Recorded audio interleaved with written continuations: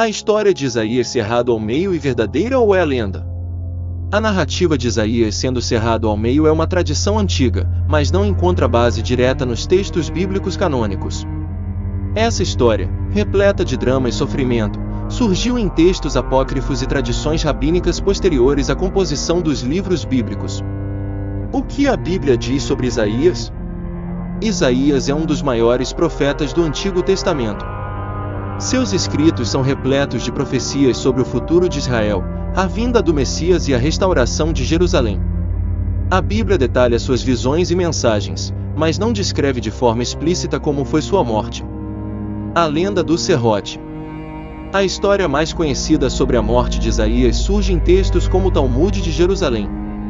Nessa versão, o profeta, perseguido pelo rei Manassés, se esconde dentro de um tronco de cedro. Descoberto, Manassés ordena que a árvore seja serrada ao meio, matando Isaías. Por que essa história surgiu? Exaltação do martírio. A ideia de um martírio tão brutal exaltava a fé e a coragem de Isaías, tornando-o um exemplo para os futuros profetas e mártires. Complementação da narrativa. A falta de detalhes sobre a morte de Isaías nos textos bíblicos criava um espaço para que a imaginação popular preenchesse essa lacuna. Simbolismo. Ser cerrado ao meio pode ser interpretado como um símbolo da divisão do reino de Israel e da perseguição sofrida pelos profetas. A verdade histórica. É importante ressaltar que não há evidências históricas concretas. A história do serrote não possui bases históricas sólidas e não é confirmada por outras fontes antigas. Textos apócrifos. As narrativas que detalham a morte de Isaías são encontradas em textos apócrifos, que não fazem parte do cânon bíblico e não possuem a mesma autoridade. Interpretação. A história do serrote deve ser vista como uma interpretação posterior, uma tentativa de dar um fim dramático e simbólico à vida de um profeta tão importante. O que podemos aprender com essa história?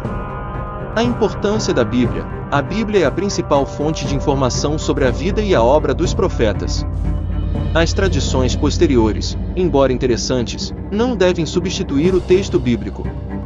A natureza da fé. A fé dos profetas não dependia de milagres espetaculares ou de mortes heroicas, mas da obediência à vontade de Deus e da confiança em suas promessas.